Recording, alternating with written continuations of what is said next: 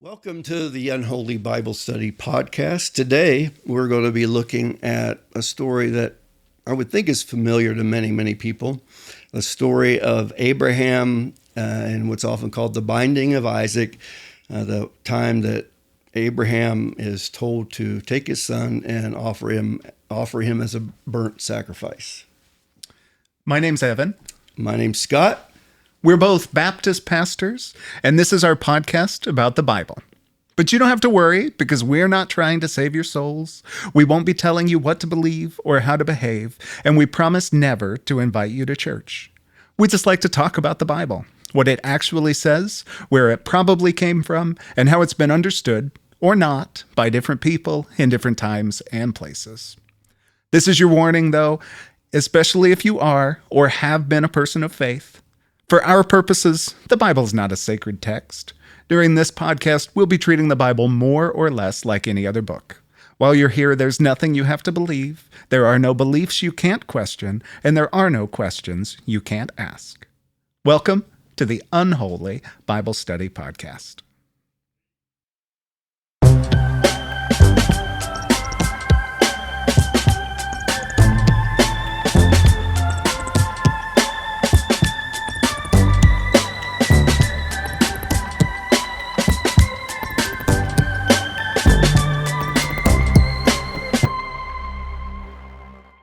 When you think about this story, is there an interpretation that works for you, or that's like your favorite take?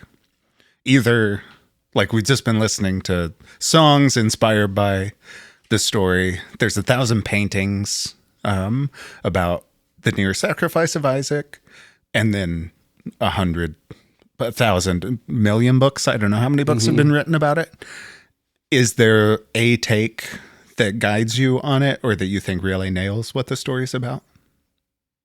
So I would say the biggest transformation in my thinking as a Christian, as a pastor, teacher, theologian, whatever, was encountering Rene Girard and one of his interpreters, Gil Bailey. And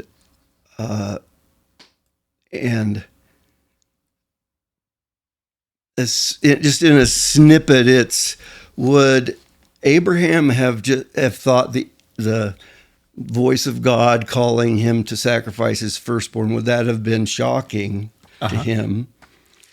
And no, it wouldn't have. It would just happen all over the place in the ancient world. It was just kind of the way life was, to appease the gods. And when I read that and then came to this idea also, maybe God asked Abraham to do something that wasn't unusual so that God could extricate Abraham out of that culture to create something new, which was a step away from human sacrifice. That's the reading that worked, that seemed right.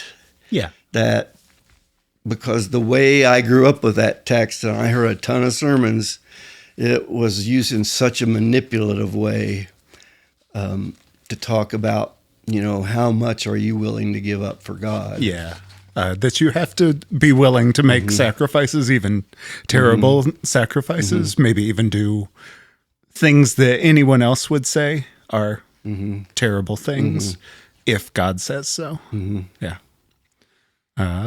I grew up with this story.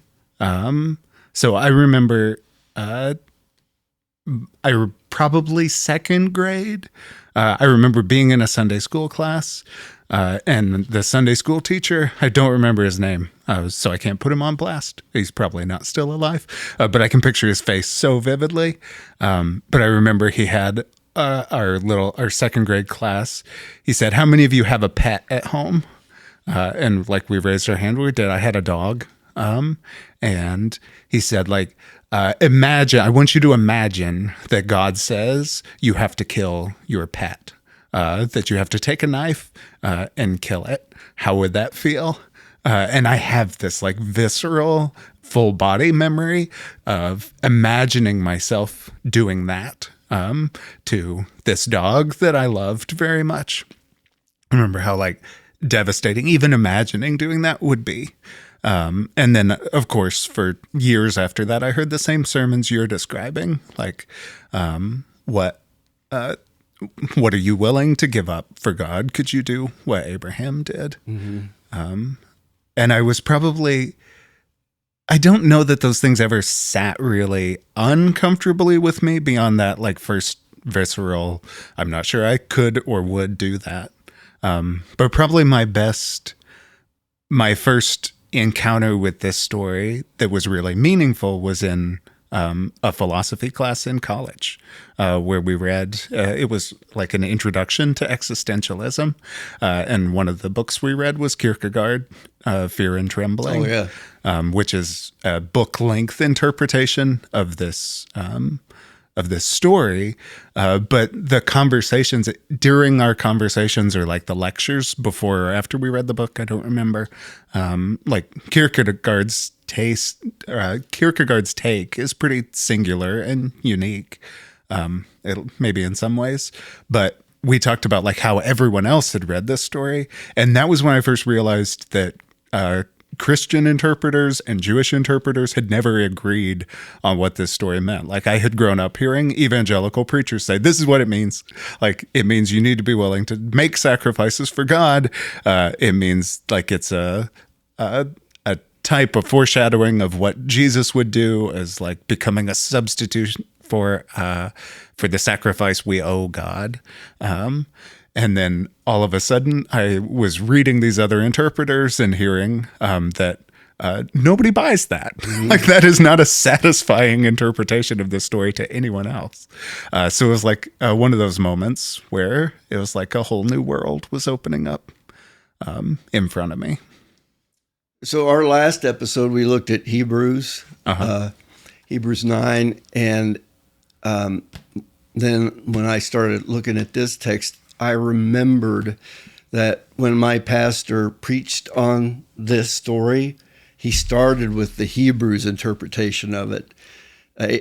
By faith, Abraham, blah, blah, blah. Yeah. So it tied it, I mean, he rooted it in this concept of faith. Yeah.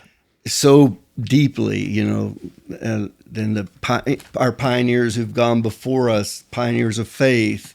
Yeah, you just have to trust God. And I'm like, faith, even if what God says doesn't make any sense. Right, and I just remember feeling like that faith, that's faith? It didn't even make sense. I didn't see how that was faith. Oh, really? No. Yeah. No, because... I mean, you are so much better at hearing, asking good questions than I was as a kid. I mean, it just seemed logical. Faith is a good thing. I mean, and then when I hear it, like, it just, no, that sounds like a bad thing. Yeah, I mean, this sounds like a bad thing. And it just didn't, how is that faith? Yeah. Because he did what God said. And he didn't question it, Scott. That's what being a good religious person is. And that was never satisfying to you? Yeah, I don't know. I mean, it wasn't satisfying. I didn't have answers. I didn't have a way to work through it. It just disturbed me. It's weird. I was a person of deep faith.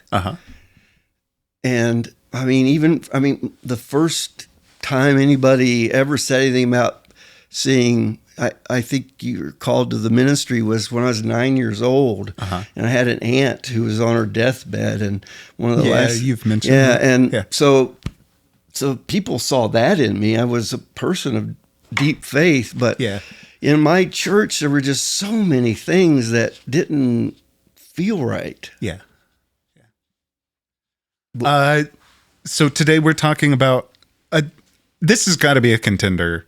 Top 5 most disturbing stories in the Bible, certainly top 10, right? Yeah, it's definitely top 5 for me. Yeah, and certainly one because it concerns such a central figure in kind of the narrative of the Bible, and it's gotten a lot of attention. Like, it is in and of itself, it's a disturbing story. And then I think because it implicates Abraham and Abraham's relationship with God, it's gotten even more attention than, I mean, there's lots of disturbing stuff in the Bible. But this story feels like one you really can't ignore. So today we're talking about the binding of Isaac. The story has lots of different names. Sometimes it's called the sacrifice of Isaac. Sometimes it's called the near sacrifice of Isaac. And it's a story about Abraham. So we're going back to the book of Genesis, which is the first book in the Bible. It's an Old Testament book, so was before it was Christian scripture. It was scripture for the Jewish people, originally written in Hebrew. We've talked about it before, so we don't need to go through the historical context. And we've talked about Abraham before, so we kind of have the context for this story in his life. But just in case, assuming nobody has listened to all those episodes, where would you say Abraham is? Like, where does this story come in Abraham, in the narrative about Abraham? What's going on? What has happened? At what point are we in this saga? Well, so I go back to, first of all, God's covenant with Abraham, and I'm going to bless you. So through you, you can bless all peoples, all the tribes, everybody on the earth. And I'm going to give you a child, and your descendants are going to be the instrument. Well, I don't have a child. So then, Abraham, God isn't working fast enough. Abraham has, a substitute child, Ishmael. He's taking matters into his own. God, just in case God fails, marital whatever. Yeah. Then Isaac's born. There's, and then we get to this point where Isaac is a boy. Maybe. Well, we don't. Yeah. That's a good point. So, I mean, I skipped a bunch, but no, I think you hit all the main points. So, God has promised you're going to have more descendants than you can count, but Abraham's getting old. Like, he's very old and he still doesn't have any children. Has Ishmael, and God says, no, that's not the one. And then eventually Isaac is born, the child of the promise. Everything is going to work out, right? Like, Isaac is going to grow up. He's going to have descendants, and this promise is going to be fulfilled, right? Yeah. And I think as we're rehearsing this story, I think what strikes me, and I don't know if this is what was going on in my mind back when I was, in growing up, but okay, God makes this promise. God gives them the child, but then God said, sacrifice the child. And that felt like torture to me. It's a horrible thing. Yeah. It's like, oh, this is and I'm going to do this for you, and you're going to bless the whole world, but then I'm going to take it back. Yeah. But I'm going to make you be the one to take it back. I'm not only going to take it back. Like, it would be one thing if the child was lost, which is a thing that happens. But in the story we're looking at today, so we're looking at Genesis chapter 22, the stage has been set. Like, it feels like Abraham's story is over for all practical purposes. Like, the ball is rolling, like God has made good on the promises. But then this chapter begins with God saying, it specifically says God put Abraham to the test, or God tested Abraham, or God tempted Abraham. We can talk about whether that matters, how you translate that word. But the test is Abraham, sacrifice Isaac, your son, kill Isaac as a sacrifice to me. Like, there is no ambiguity. This is not dedicating Isaac to the Lord or sending him to live in a monastery or a temple. Like, it says, offer him as a burnt offering. So kill him and burn his body as a sacrifice to God. It's horrific. And I think the story acknowledges that it's totally horrific, because it says, like, God qualifies it. It says, like, what's he say? Offer your son your only son, Isaac, specifically this one, like you can't get out of this, the one that you love. So it seems like at the very beginning, God in the story itself is acknowledging the horror of what God is now telling Abraham to do. A couple of questions pop into my mind. The first question is, so let's say we just stick with the translation, God tested him. Why would somebody assume that the right answer to the test was sacrifice your son? What if the correct answer was no, God? Yeah, I'm not going to do that. And God was the right answer. Yeah. But because he was going the wrong answer, God said, stop it. Don't lay a hand on the boy. Yeah. That makes more sense to me, that Abraham wasn't headed toward the right answer in the test. I think some people have, a minority of people, but people of faith, have interpreted the story that way. They've said, this is a story about Abraham getting it wrong until the last possible moment. I mean, and Abraham had this idea that God was going to take care of the situation, right? God, where's the lamb, Dad? Oh, God will provide the lamb. Yeah. There's so many layers. Which he is, well, again, it's not totally clear. You wonder how many threads are combined in this story. It feels like it's got different. Another thing that people have just anguished over. We've talked a little bit about what's called the documentary hypothesis, but the idea that these stories were originally probably, the stories in Genesis were almost certainly composed separately and then eventually edited together. And this is a story that's really hard for people to unravel, like who wrote the different parts of it, because the clues that we usually follow are all mixed up in this story. It appears that multiple hands have... I can understand why. Yeah, it's confusing. It would make sense. One hand would say, this can't really be right. God will provide. They add that part, to soften it. Yeah. I imagine there's a very distilled original story that just was about the sacrifice itself. That's what some people think, is that the version we have is not close to the original, that it's been kind of layered over with changes and interpretations to make it so that it makes sense within the broader tradition. So one of the things I do, I may have said this before, but I say it often, when I'm trying to teach people, especially biblical narratives, I do my best to try to get people to imagine that time, what the world looked like. Dirt houses, not even roads, Abraham didn't have a dirt house. He had a tent. Well, true, tents. But to try to imagine this ancient world and how backward things were, and you don't even how different from our own experience. That to try to help people say, we can't begin to understand this if we can't even begin to imagine what it would have meant in that time. Yeah. And what was it speaking to? What questions was it addressing? It's clearly addressing the idea of sacrifice for some reason. Yeah, I think and that's why would that be? And then what's the end goal of a story like this? What's the resolution of the story?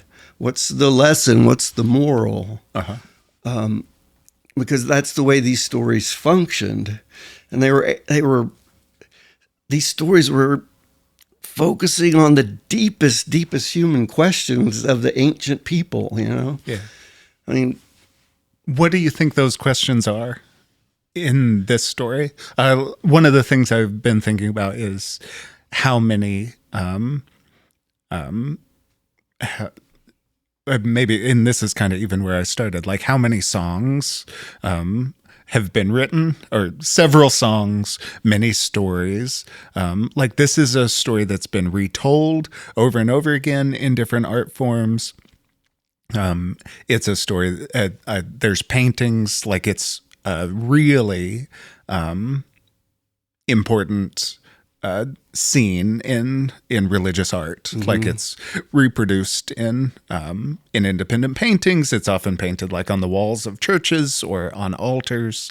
Well, and some of those paintings are horrifying. Yeah, I do not like them. You've got wide-eyed Isaac looking at, with Abraham with the knife. I mean, it's like horror movies in a sense. Yeah, there is not a single painting. I think it's true to say there is not a single painting of this scene that I can look at for long, or that I would want to look at for long. But I've been kind of trying to think through what makes this such a fertile. Why are people so attracted to this story? Why do they keep coming back to it? Why do they keep reproducing it? I kind of assume it's because we recognize that it's wrestling with there's something archetypal. Yeah, like those kind of deepest questions. What do you think's going on? So again, I think as we started off, the question I think you have to ask is, in the context, regardless of when Genesis was compiled, it was still compiled in ancient times, right? It doesn't matter how close we are to the original event. Human sacrifice was about as common as... Do you think I'm not convinced that that's true. Well, I'm definitely not convinced that it's true in Mesopotamia. Like, I think the archaeological evidence all suggests that human sacrifice happened, but nobody was comfortable with it, or that it was not like an accepted standard practice. But it was based on this idea that the gods were to be feared, that they could be capricious, and you have to be willing to, you're in a drought, and you don't understand the climate, and how do you interpret that drought? Well, God must be angry, right? It's not because the jet stream has moved further north or further south or whatever. It's definitely not climate change. It's God, and God must be pissed, right? Sure. And we've got to do something that will get us off the hook. Well, sacrifice becomes the logical way to try to appease that God. Yeah. And if a little sacrifice doesn't work, maybe you need a big one. So I'm definitely not saying human sacrifice didn't happen. Like, I think there's archaeological evidence, there's certainly literary evidence that it happened in the world of ancient Mesopotamia at the time when Abraham would have lived, or when these stories were first being told. We know that it happened in ancient Greek society, and even in maybe at some level, certainly in the Americas. Like the South American practices are, it's a whole different can of worms. Like, I think it was far more prevalent in some South American cultures than it was in Mesopotamia. The Mayans were pretty good about whacking off heads, and it seems to be the case. I'm definitely not an expert on those cultures, but my reading of what evidence there is that people were always squeamish about human sacrifice in the places where Abraham lived. Abraham was not the first person ever to have an issue with this. For these emerging cultures and the beginnings of human history, it's definitely a possibility. Like, it's a thing we can do. Right. But what are they trying to solve? That's the question. What problem the drought. Right. So it's not a pleasant option, right? You might even be uncomfortable and squeamish about, but I got to do something to get God off my back. Yeah. One of the kind of interesting things is that, so what we know about lots of human sacrifice is that you didn't sacrifice your own child. Like, often, if a human was being sacrificed, it was somebody from somewhere else, or somebody like from the margins of society. Like, that would have been the practice in ancient Greek culture. if someone was sacrificed, it was often but somebody of no there were social points in Israel's prominence. history where they were sacrificing their own children. There's hints of that, Yeah. definitely, in the Old Testament. Marching your sons and daughters through the fire. Yeah. I forget where that is in the Old Testament, but that's that is one of the kind of strange things about this story, is that it's not only kill a human being, it's kill a child. Mm-hmm. It's not only kill a child, it's kill your child. and your like only the child. Only one. Well, actually, not your only one. Well, the only We've one got- you love. Right. And you've got this other one, Plan B. The only one God loves, Oh, apparently. and it makes you worry. Yeah. Well, speculation is the wrong word, but in my mind, I imagine. Also, is God saying Ishmael is okay? You know, Yeah, right. I mean, he's going to go with that plan. Well, after did you all? read? Did you come across any of the? So this story is important to Christians, which is kind of how it's come to us. Certainly, it emerges from the Jewish tradition, and it's important to Jewish people. And there are Christian interpretations, there are Jewish interpretations, but it's also important to Muslim. Oh yeah, people. I didn't check out any Muslim. So in the version, I think this is right. I think the story is retold in the Quran, or maybe it's just the story features prominently in Islam, but often it's told it's Ishmael, that he's not Isaac, who is nearly sacrificed or almost sacrificed. So there's some question about like which son matters, which son is being placed on the altar, and what happens. Like the story is told in different ways. There are actually some Jewish and some Christian traditions that ignore the ending of this story, that say that this is not the near sacrifice of Isaac, this is the sacrifice of Isaac, and that that the real story is that Isaac was killed. Sometimes he comes back to life, sometimes he doesn't. Yeah, so, well, in Hebrews says the reason Abraham did it was because he knew God Yeah, he could raise him. trusted in the resurrection. Because he knew Yeah. if I kill him, God will just raise him back up. That's one, I mean, even within the script, Paul talks about the faith of Abraham and Yeah. how Abraham believed in the resurrection of the dead.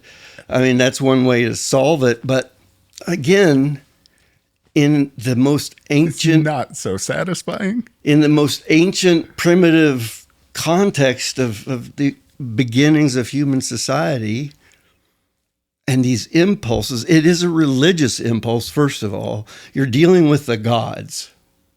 You're Sure, not, I mean, that's the only reason you would do this thing. Yeah, is it says has God. something to do with these gods. Yeah. I'm talking even before, not even considering the Abraham story here, but the gods, the gods are unpredictable because what do the gods represent? Well, they represent everything we don't know: nature, the planets, Sure. the stars, storms, fires, volcanoes. It's all, how do you explain these like crazy things? Well, it's those gods up there, and we got to figure out how to relate to them. Uh-huh. And I think that sacrifice became one of the ways they tried to relate to the gods to get them off their backs, in a sense, to appease them. Would that have been a novel concept to Abraham? And I don't think so. It would have. I think he would have had some knowledge of Oh yeah, the culture. I think so. I mean, Yeah. And we see Abraham sacrificing things like this is, and even in the stories before Abraham, like sacrifice happens. Like this is a thing that human beings are doing to relate to God. So one of the things that I believe about these stories is that they're revelatory, that they are revealing God to us. God's been trying to reveal God's self to humanity from the get-go. Humanity's not been doing a great job of understanding these revelations. Well, you could maybe blame God I mean, you think for of being so you freaking think of ambiguous. Jesus and his disciples. There's a couple times Jesus says to his disciples, "You fools," right? Uh-huh. And the Greek word is morones, moron. So it's like humans have always had this hard time grasping Sure. the divine, whatever. Yeah. But if this is revelatory, that means it's a new thing. God's revealing something to that point not known. Uh-huh. And what if the point of the revelation, like I said, is to extricate Abraham and this promise to bless the world? What if it's to extricate us from violence? Uh-huh. And that God used something that Abraham would have been familiar with, sacrifice, Yeah. to lead him to a new place. Yeah. I think that's how a lot of people have And read that's story.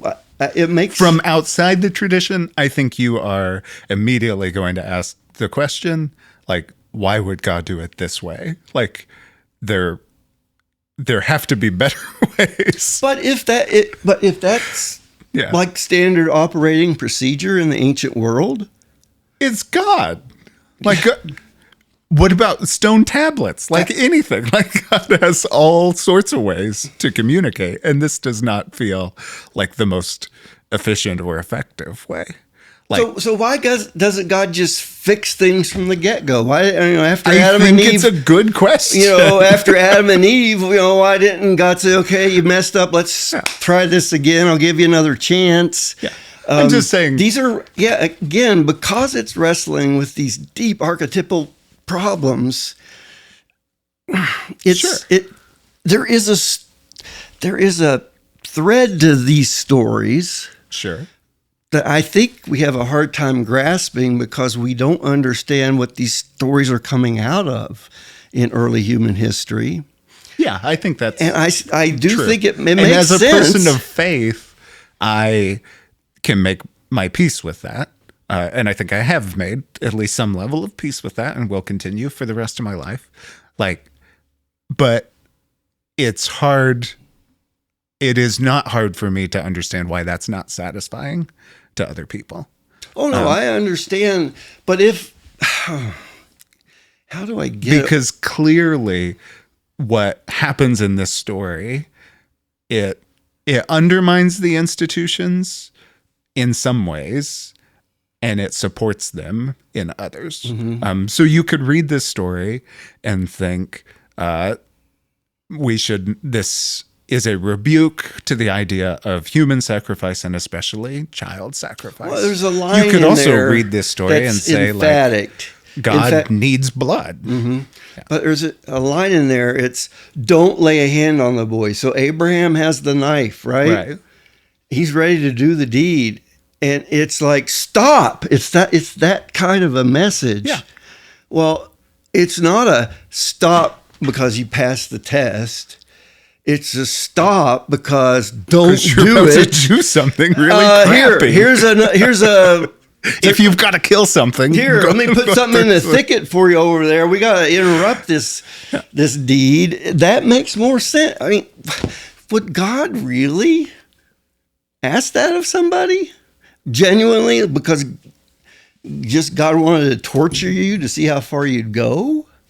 I think one of the readings of this story is if God asks you to kill your child, that's not God. Okay, then that so God I can't worship. There's this idea there. I think even this is one of the ways people have explained some of the grammatical inconsistency in the story and these questions about who wrote this. Like, it refers to God one way at the beginning and it refers to God a different way at the end. Like, the styles are different.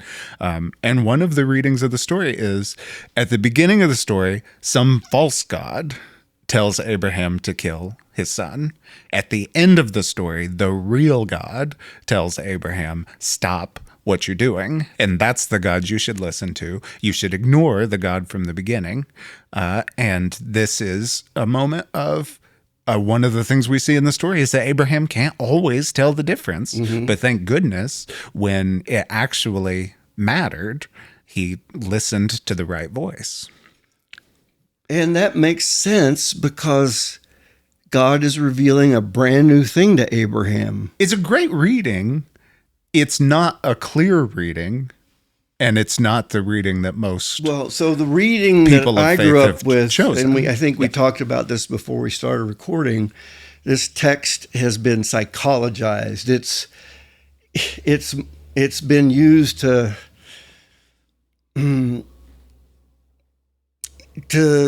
challenge you to, like, you got to give your all to God, and you know, it treats it as a metaphor, like totally a metaphor, ignoring the reality. Yeah, like, at the end of those sermons, you know, what are you willing to give up for God? Yeah.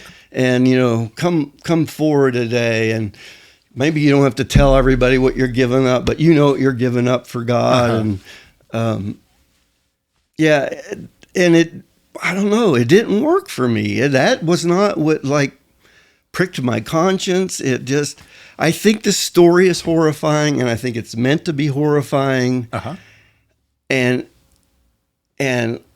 I think, as you said, is the God said, I'm going to bless the world through you. Is that God a horrifying God or not? Right. Yeah. I think that's the question. Would the God that wants to bless the world use this method, this horrifying method, to get Abraham to the right place or something? It makes no sense to me.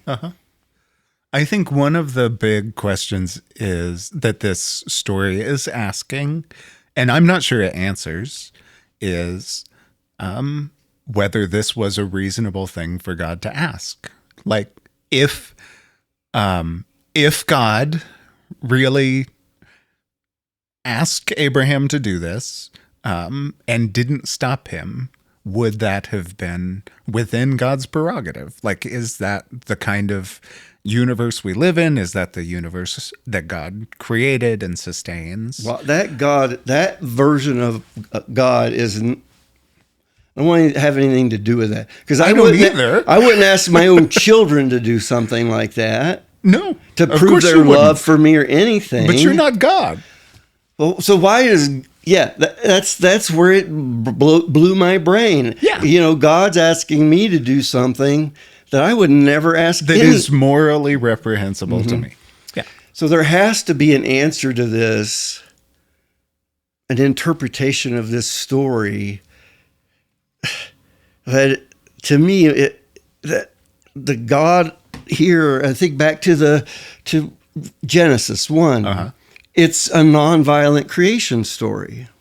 Sure. So creation, you know, the Babylonian creation myth, two gods, they war, one kills the other, and the body parts of the dead god become creation. Right. So, but we have a nonviolent creation. Maybe the message, maybe that's the underlying narrative of these stories.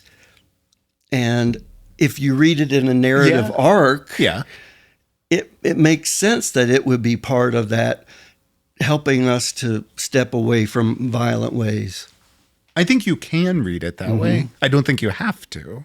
I think you could also read the book of Genesis as a book in which these separate strands live side by side. So you do have a nonviolent story of creation and an idea that there's a God underneath and throughout all of it that wants us to live peacefully together. But then I think there are also stories that suggest that that's not the universe we live in. And I think this is one of the places in Genesis where those two strands lie closest together and are most in tension with each other. And maybe explicitly, maybe on purpose, maybe to show that one of them is the deeper strand. But I don't think you have to read Genesis that way. I don't think the book makes a really definitive case for what God is like. I don't either, but when we think of ancient stories like these, they come from a place in humanity that's like trying to makes sense, right? Yeah, they're great questions and they're hard And questions. I think that these stories could be tapping into this truth, if you want to call it that, or this path out of violence, which was the world was. I mean, violence existed everywhere. I mean, Sure. we've got in the ancient Middle East, it's mostly tribes, right? And they're constantly at war. They're constantly slaughtering each other, slaughtering the women and children of the, how do you take these tribal groups and help them to escape from that? Yeah, I mean, it's still a relevant Right. question. And if God says, I want to bless all tribes through you, I want to give life to all tribes through you, that's a completely different way of looking at those other people out there. It's the opposite of violence. Yeah, it's a nice. And so I this child, love it. It's very meaningful to me. All I'm saying is that promise is 2 chapters after God wiped everybody out violently with a flood. Okay, so how? There you go. There are multiple there's pictures very of likely God. some occurrence. Yeah, Because there's a lot of stories with the flood stories. sure. And there's actually some geological possible explanations that a land bridge between, is it the Black Sea and the Mediterranean? I don't know this. That Sure. a land bridge collapsed and this whole valley flooded. And I think archaeologists have found settlements beneath the level. Well, if you experience something like that, what did God do? Well, God was cleansing the world of the unrighteous. The Nile floods every year and kills countless people. How does How does the story end? The rainbow. I'm never going to do that again. Sure. My only point is, I'm not sure the book of Genesis knows who God is. No, I don't either. I think I think it's a work in progress. Sure. I mean, and I embrace this concept called progressive revelation. That the earliest revelations aren't as clear because God has to get through these deep cultural presuppositions to take us to someplace new. Well, so we're not getting it, and it's this constant struggle. Yeah, I do not see progress. Oh, no, I think there's if anything, the way the book of Genesis talks about God in this story we're looking at today, like these competing ideas about what God is, who God is, what we owe to God, and what God can require of us. The fact that Genesis can't answer those questions in a satisfying way reminds me that I can't either. That my ideas about God are probably just as confused and ridiculous as Abraham's were. And I think that's an important position to maintain. Yes. I mean, I hope so. I have never stopped wanting to learn more, to study, to reflect on things about my spiritual life, about the Bible. It's still a journey for me because I don't know if I'll ever get to a point where I feel like I'm satisfied, I understand it. It feels like a journey, but not just a personal journey. I think it's the journey of humanity. And God is calling humanity to something better than what it is now. Sure. Yeah. And I think the scriptures wrestle with that problem, but not in a way that's like super clear. Yeah, in a way that has lent itself to some unhelpful interpretations through the years.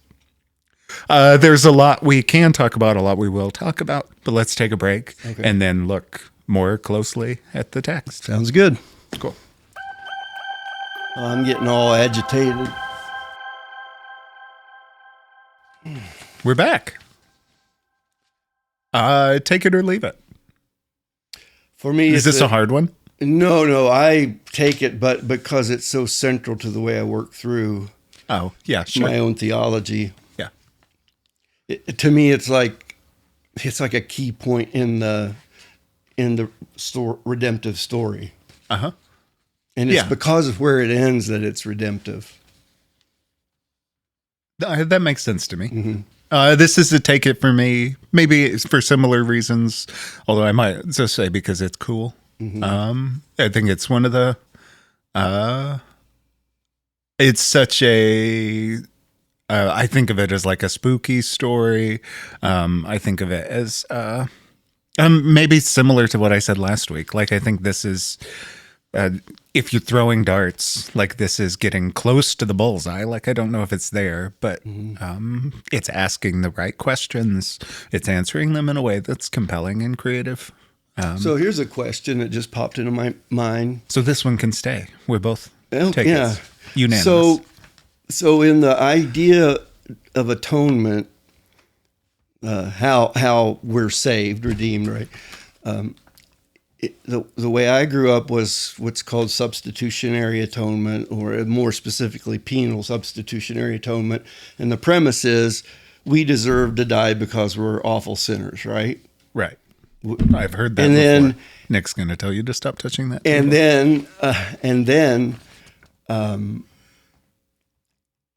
then this story, as I was taught, foreshadows there is a substitution in this story. Mm-hmm. Yeah. So at the end of this story, I'm not sure if, I think we've alluded to it, but I don't know that we've said it. So at the end of the story, Abraham is ready to sacrifice Isaac. Like, Isaac is tied up on the altar, and Abraham has taken the knife in his hand to kill him. An angel shows up, says stop, and then a ram appears. There's a ram, so like a goat, a sheep. Is a ram a goat? Or it's a sheep. It could be either, right? So it's a male sheep, and it's caught in a thorn bush or a thicket.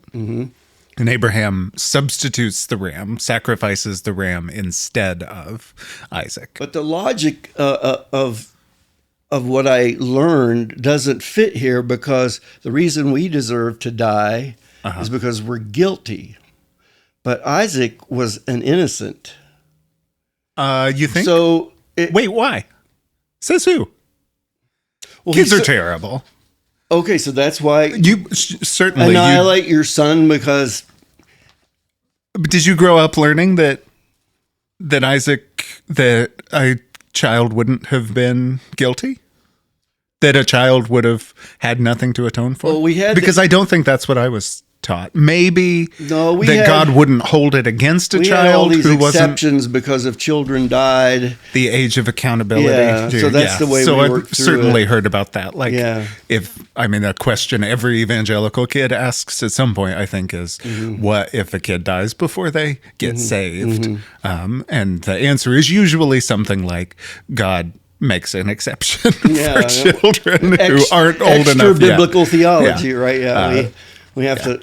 So it's sometimes called the age of accountability. There's an age at which any given person becomes accountable to God. That's an interesting idea. Why did we have to come up with the age of accountability? Because it's sheer horror to think that little kids are going to hell. Well, yeah, it is a very horrifying idea. And if your theology says you're born in original sin, you're guilty from day one. Which is a response to the horror of it. The most orthodox Christian, like the most accepted, the probably most widely believed idea in the Christian tradition is that from the moment you are born, like from the moment you exist, you are guilty. Like the sin of humanity is transferred to you somehow, and you're responsible for it. You owe God everything. You've failed and you deserve to die forever. Yeah. And to be punished for eternity. Now, but I don't. Go ahead. Two thoughts. One, wait. So my question was: did God ask him to do this to cover Abraham's sin? is Abraham atoning for himself? We don't know what the purpose of the sacrifice is. No, it's just a test. It's not. This isn't an atoning sacrifice. I mean, no, that idea is foreign to the book of Genesis. Like, there's some sense later on, even in the next book in the Old Testament, you have some hint that a sacrifice might atone for a sin. But that's not an idea in the book of Genesis. These are just sacrifices. This is just how you worship God. And that's an open-ended question. We're not told what the purpose of this, what the reason for the sacrifice is, other than God just said, do it. Sure.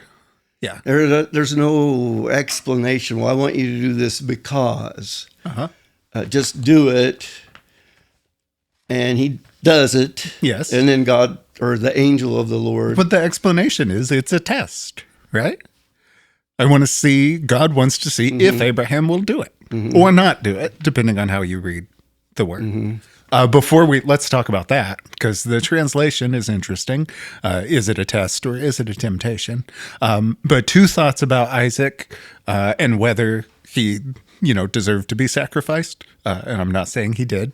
One, there is many interpreters have said that Isaac is not a child when this is happening. And I think mostly it's based on the beginning of the next chapter. So the next thing that happens in the story is that Sarah dies at the age of 107, 127. I can't remember what it is. It must be 127. Because Isaac was born when Sarah was 90. So a lot of interpreters have read these two stories, have said, if the next thing that happens is that Sarah died, these stories must have happened around the same time. So Isaac is probably about 37, 40-year-old man. So God covers hundreds of years in just a couple of chapters, and you have to read it literally like that? No, the text uses the Hebrew word for young boy when it says, don't lay your hand on the boy or do anything to him. That hasn't stopped a lot of people from picturing a 40-year-old man. Yeah, I don't know. The story in and of itself assumes he's a boy. I think the story suggests that Isaac is a child when this is happening. But I mean, he's so trusting of his father, which would be more typical of a young child, and pondering like, hey, Dad, where's the sacrifice? Incredibly distressing to actually try to imagine this happening. And to know that whether this story is based in historical fact or not, that children have been killed by their parents, either in a ritual setting or have suffered at violence at the hand of trusted loved ones. Like, it is so incredibly distressing to imagine a child, Isaac, watching his father make preparations for this sacrifice, understanding what's about to happen, and then realizing that it's about to happen to him. It is nauseating. And although not in overtly religious context, you can't say that we do child sacrifice that in that sense. But even in the history of our own nation and our own economics, we've sacrificed children. So this is the metaphor that I think remains really powerful and meaningful to a lot of people, is that children are sacrificed in every generation and every culture. Like, one of the metaphors that this story has often been read as a metaphor for sending young men to war, knowing that many of them will die, and for their sacrifice on behalf of a culture. I think Christian interpreters, I don't know if this is true for Jewish and Muslim interpreters as well, but certainly many Christian interpreters in the last 30 or 40 years have used this text as a metaphor for for the risks our children take when they go anywhere in public, or especially into public schools, as school shootings have become more prevalent. The idea that a culture sacrifices its children, like, it's visceral in this text, but it's not that much of a stretch to say our children take this same risk today and in every culture and every era. I mean, look at all the challenges in our own recent economic history of, this country that produces goods for the U.S. uses children to do it under brutal conditions. Yeah. So what? We have benefited from child sacrifice, right? Certainly. Shouldn't we feel guilty about the fact that we're bringing suffering on these little kids? But we're not conscious of it, really. We don't wrestle with it, really. Yeah, it's the things you can ignore, right? This story does make it impossible to ignore. It also makes it easy to, I would never do that. It makes it easy kind of to deflect or displace the guilt we should all feel onto Abraham. Well, one thing for sure, this story forces you to look at the horror of it, right? It doesn't let you just casually... It doesn't. It does. It cues you right at the beginning that it's a test. So I'm not sure you ever read this story thinking that Abraham actually has to do this. Then Abraham reached out his hand, took the knife to kill his son. Yeah. Something's about to happen. God's about to save Isaac somehow. I don't think that's horror. I think the tension is dispelled in the first verse of this chapter. Like, if you really wanted that tension, you would just begin with, after all these things, God told Abraham to sacrifice his son. So you don't think it's intended to create this cognitive dissonance? It does, but it also... The story is told in this dramatic way so that it does build to this climactic moment. But it's like beginning with I'm trying to think, like, what would the equivalent be in a movie or a novel? It's like beginning with a prologue that kind of tells you where it's going to end. It's like a Shakespeare play where the chorus tells you the plot before the action even begins. It's either a test or a temptation. What's the difference? I know that's something in the grammar that you noticed, or something in the translation. Well, it's just because it can be taken either way. Is it a test in the sense that God's trying to see, how far will Abraham go? I think that's the most common reading, or has been the most common reading. Or is it that God was testing Abraham's faith? A temptation... Oh, that's a whole different thing. Does God do the tempting or not? But is God, is the nature of it, again, to stop Abraham from doing something he was influenced to do by a misperception of the divine? And that it's to fix a problem. Yeah. And I think it's not just a problem with Abraham on this.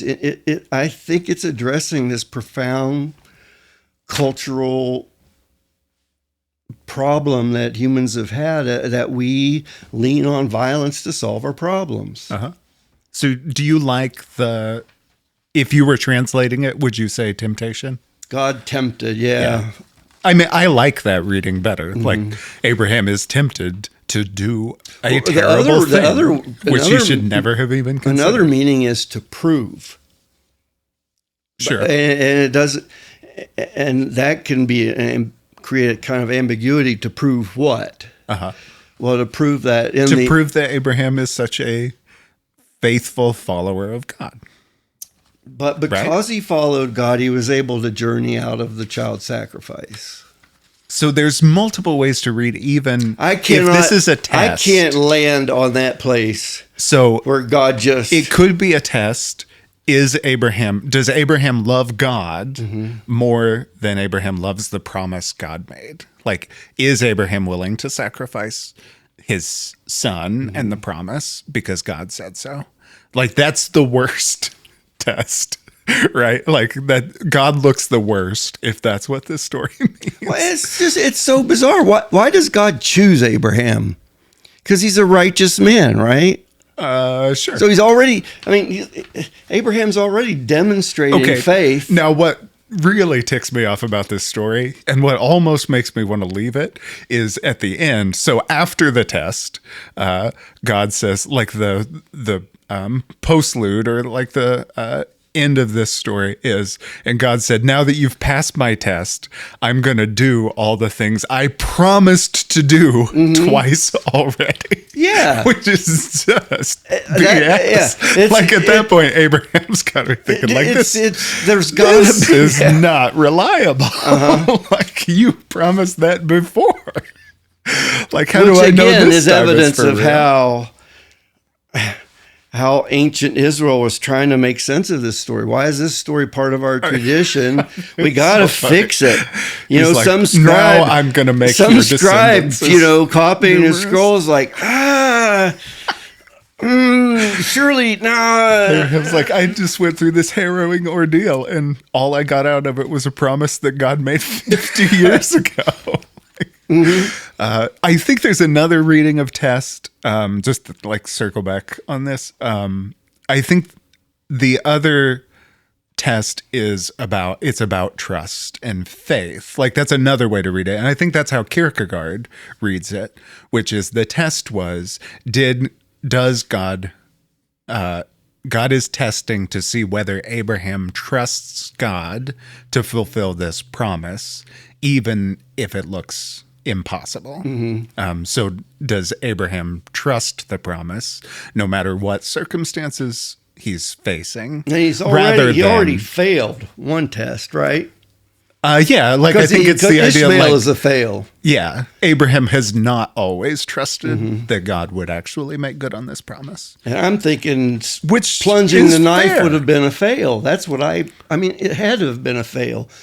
God really wasn't asking. I think we both agree that Abraham should not have so this gets to the bigger question. Child. This gets to the bigger question when I think about I don't know who our audience is, but I do know that there's so many people I've interacted with outside of the church who it's stories like this that make them completely repulsed. Like, I don't want to have anything to do with that. Okay, so the very beginning of this story, or maybe like the second verse, God says, take your son, your only son, Isaac, whom you love, and go to the land of Moriah and offer him there as a burnt offering. So God says, do this, what we would call a morally reprehensible thing. And one of the things about this story that drives me a little bit nuts, but I also think is like revealing and maybe even can be helpful, although I don't think it always is. Way too many people assume they know what God wants them to do. Like, the idea that God speaks to us as individuals, and God might tell me to do something, not just that impacts not just me, but impacts someone else. Like, God doesn't say, Abraham, go throw yourself off a bridge. That would be awful enough. It would be awful for God to say it. It would be tragic if Abraham did it. But the idea that God would say, Abraham, go kill somebody else, and Abraham has an obligation to do it because God said it to him and he's convinced God said it. Like, it's terrifying. And it's not, I think a lot of people think God talks to them. And a lot of religions, including Christianity, teach that God speaks directly to people and that people owe God their ultimate allegiance. Like, I think many Christians would say, if God really tells you to sacrifice your child, you have to do it. Now, God probably won't do that, but if God did, you have to do it. And I think this is horrifying, terrifying. Jonestown.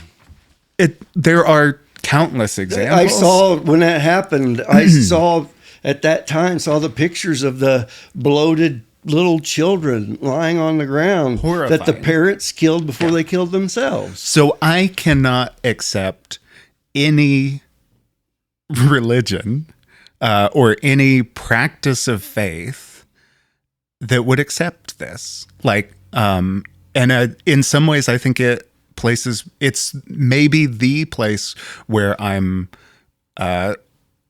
closest to the margins of Orthodox Christianity.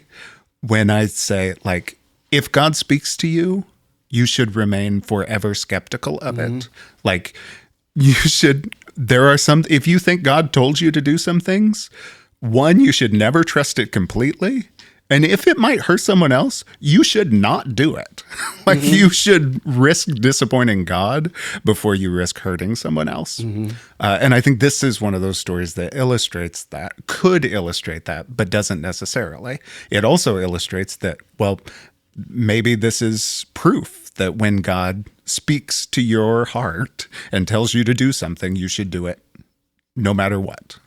Anyway, but ranting. somehow the very thing that you find appalling becomes a central thread and understanding of redemption and atonement and salvation, that violence is necessary for us to be reconciled for God. So, Sure. I mean, this is used almost as a justification for that. Just like, yeah, I don't like that. right. Yeah. And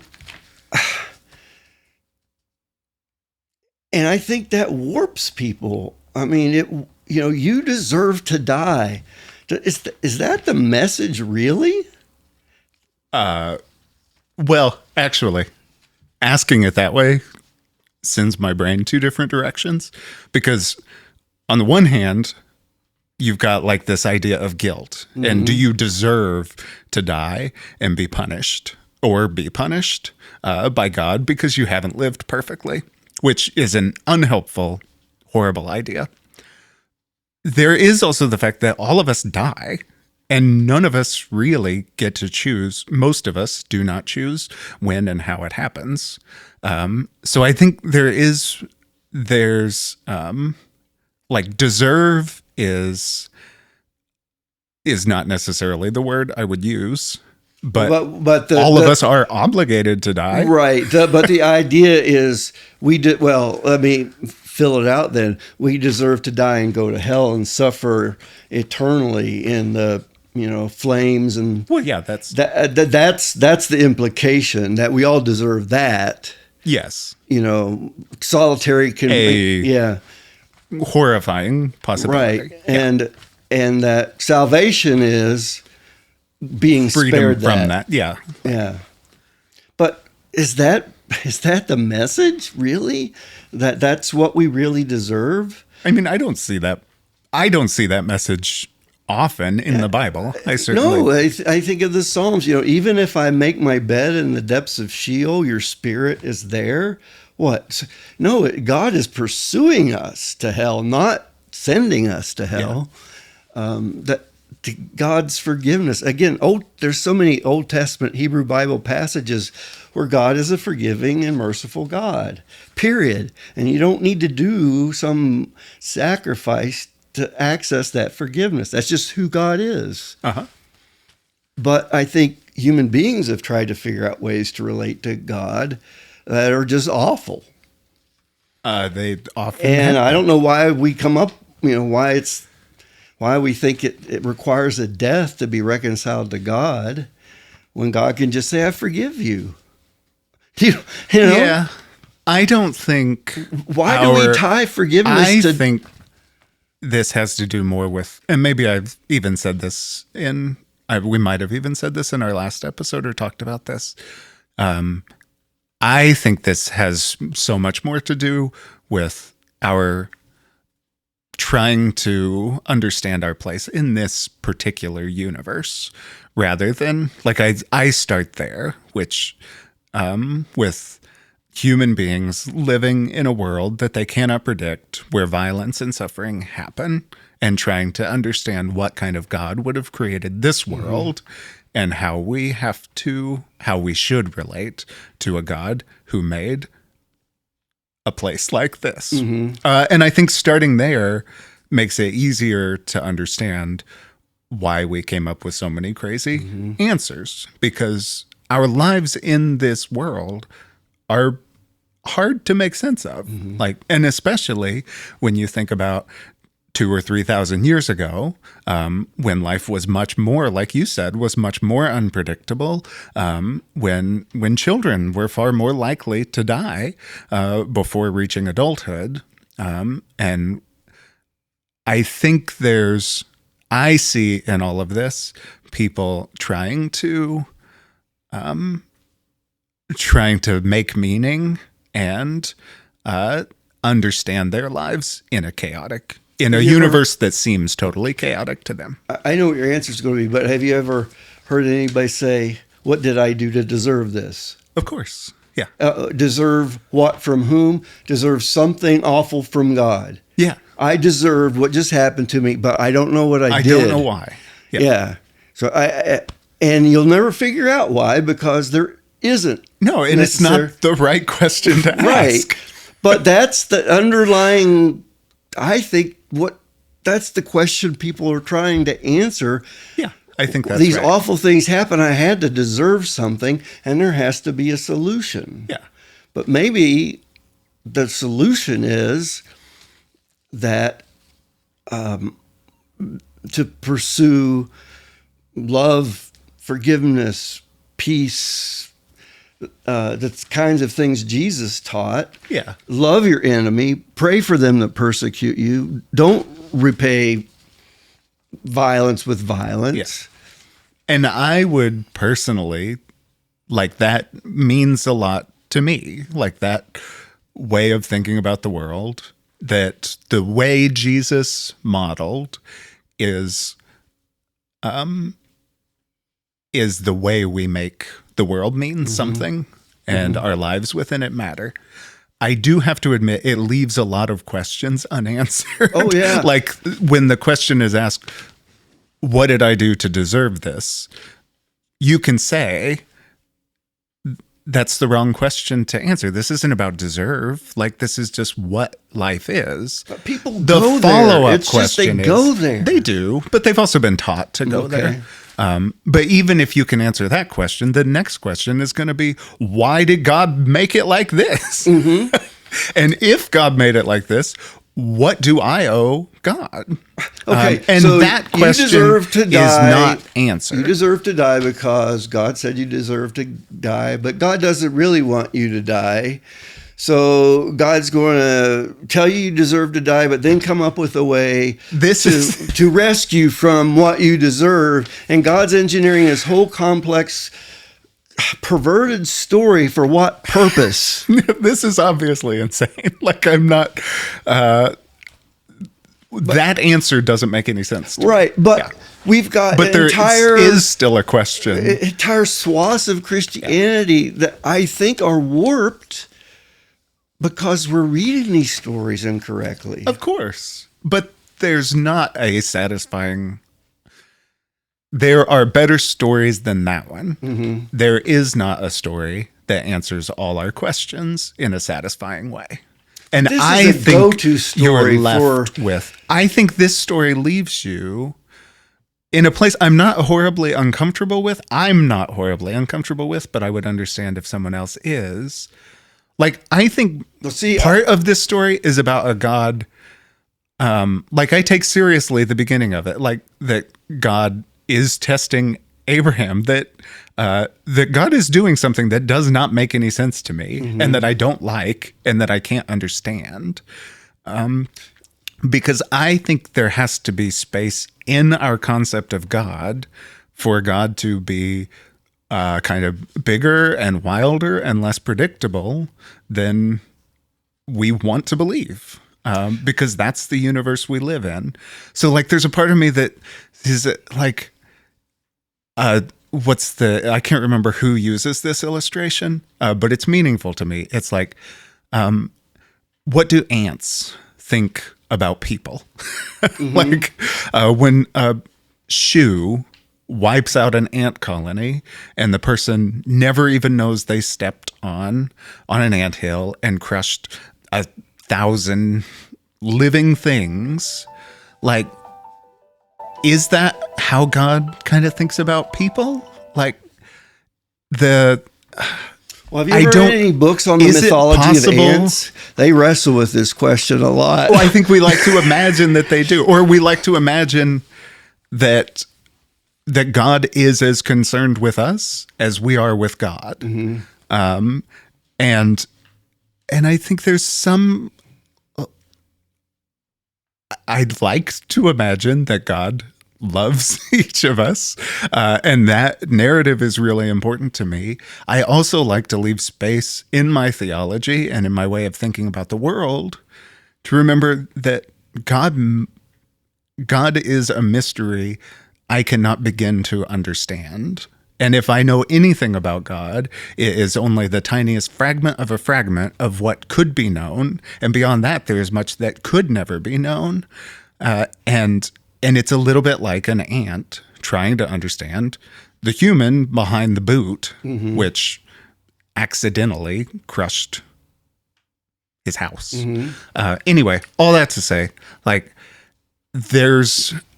it feels like there is a mysterious God behind this story who does things I can't understand. And I think that's one of the readings of the story that I like. I mean, even in modern times, how many times have you heard the response from certain Christian leaders that in the face of natural disaster, it was God's judgment on a people? Yeah. That was said about the earthquake in Haiti that killed hundreds of thousands of people. Yeah, you hear it because of their voodoo. Anytime there's a disaster, someone says it. They attribute it to the divine. Yeah. Why? Why do we do that? I do think we get stuck in this idea of deserve, but it's the ants, right? It's the ants. Like, what did I do to deserve to get stepped on? It's like, it was just mowing the lawn. Yeah. So, sorry, I forgot you were there. I didn't Maybe know God you forgot built we your were house there. Yeah. And there's the anthropocentrism, the idea in the Bible that human beings are the be all and end all of this story, and that everything God does revolves around us and our lives and what means something to us is obviously that's how we tell the story. It's worth remembering that there might be other perspectives from which this story could be told. Yeah. I wish there were a way to succinctly communicate how I see, especially the stories of Jesus unraveling all of this. And at least as Christians, we say one of our confessions of faith is that Christ is the full revelation of God, right? And Jesus says in the Gospel of John, if you've seen me, you've seen my Father. I do the things that the Father. Well, does Jesus behave like this at all? I mean, is there anything that we see where Jesus seems to be kind of tricky, sneaky, kind of playing cruel jokes to get people, test their faith? No. Some people say so. Yeah. There's some good stories in the Apocrypha that make Jesus seem that way. But we might talk about some of them. But yet this, this story, Isaac is the foreshadowing of Christ. That's the way I was taught. This is all prophetic, and this is all about what God was ultimately going to do to save us. But it's the same story, right? It's God saving Abraham from a situation God created, which is, for a lot of people, that's the story of Jesus too. But we'll talk about that. Yeah. We've got a whole mini-series to talk about all of this. Is there anything else we need to highlight here? Anything else we wanted to be sure we talked about? We talked about. Well, I think I want to make sure that we remind people how this chapter ends, because it does end getting back to the blessing, and It actually ends with the birth of Abraham's nieces and nephews. Did you read? Did you come across this idea that some scholars have seen in that very last line a hint that this story originally ended with Isaac dying, with the sacrifice of Isaac, and then the last verse is just a reminder: Abraham's descendants came from his brother. It's actually his nephews and nieces. But you're right. The promise is re-emphasized after this horrific test. And the focus of the promise is, again, blessing. Yeah. Which is giving life. Yeah. And not death. There's one thing people have sometimes talked a lot about is what this experience does to Isaac, which is maybe interesting. I could never decide if it's interesting. We talked a little bit about, like, if you really imagine this happening and the perspective of a child going through this. I mean, many people have seen in this this is religious trauma, right? Like, this is a great example of the things parents inflict on their children because they think they're following, because they're doing what they believe God wants. Yeah, and we start being parents at our least, with the least developed minds possible. You know, it's just sad the way, you know, we have to do parenting, is we do it, most of it out of ignorance, and we do harm our kids. You just can't help it. Yeah. Abraham could have helped. Well, true. But you mentioned, what was this like for Isaac? You know, when you talk about the trauma. But I mean, just imagine you're tied up and you see a knife tied up, like he's tied up, like he might have been trying to get away. Yeah, you can't run. You might wiggle, but I cannot. Like, again, it's all horrific to imagine. But he's bound as if he was trying to escape, which is awful. Yeah. Yeah. Or maybe just in case he changed his mind. Often when the story is told, it's told as if Isaac went willingly, sometimes explicitly. Sometimes interpreters have said this would be awful if Isaac wasn't on board. But Isaac also believes in God and trusts God. And so Isaac is perfectly willing to be the sacrifice. That's obviously I'm crazy as well, but maybe a better metaphor for religious trauma. Like, this is actually what children do. When their parents say it's what they should do. The story does not make parents look great. There's some interpreters. Let me just add one thing that I forgot. There is I think a subtext to this story too, because what does Abraham's name mean? Father of nations. Right? Yeah. So when you're reading this in Hebrew, you keep running across the idea of father, son, right. son. I mean, so it's getting at more than just a father and son. It's Abraham, the archetypical father, right? And I think it is getting at, what does it mean to be a parent? I'm not in our psychological sense, but what is? Yeah, I think parents are to protect their children.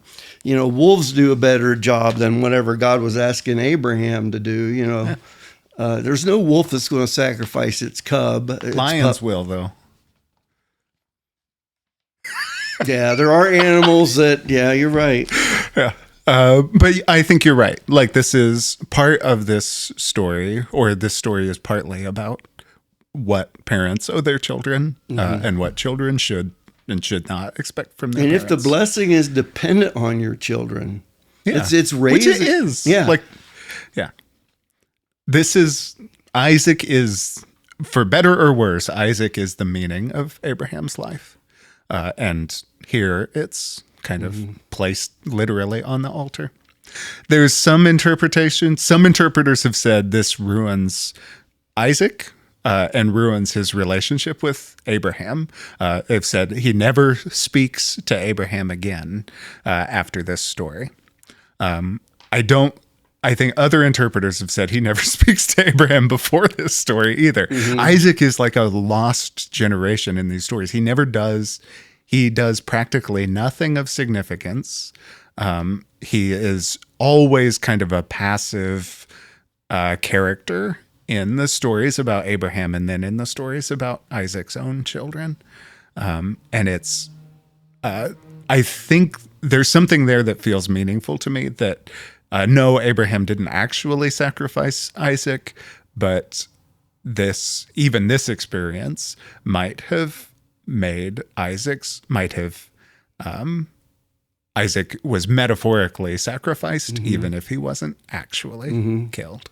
Or you think of what abuse does. Yeah. As a pastor, I can't tell you how many times that it destroys his seen, life. Men who on the outside, they're, strong. They're,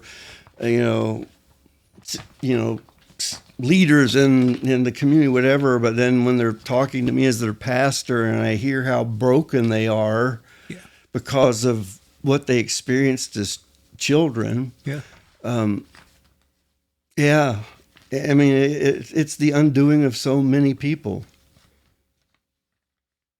So we both agree. Mm-hmm. Abraham's a terrible parent. Yeah. And I'll only keep this on one condition. That I have a full 10 hours to explain to anybody why I'm keeping it. Because that's about what it would take. Just to, just to say I'm keeping it is not enough. Well, we're grateful for all of you who have joined us and listened today.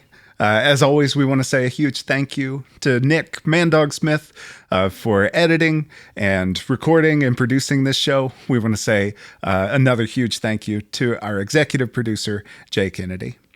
Any final thoughts, Scott? What are we talking about next? Have you decided? I was hoping we could move to a prophetic view of sacrifice. Oh, that's a good idea. And so my suggestion is Isaiah 66.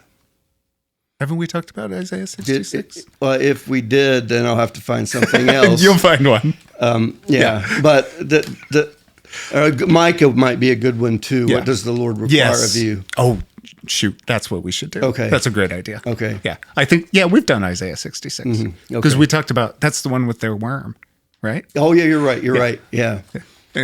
Okay. And it doesn't. So let's shift to Micah then. Micah will be great. That'll be perfect. So we'll continue this mini-series on sacred and the divine next week. Okay. Sounds good. For now, we're probably going to keep talking about this, but you don't have to keep listening.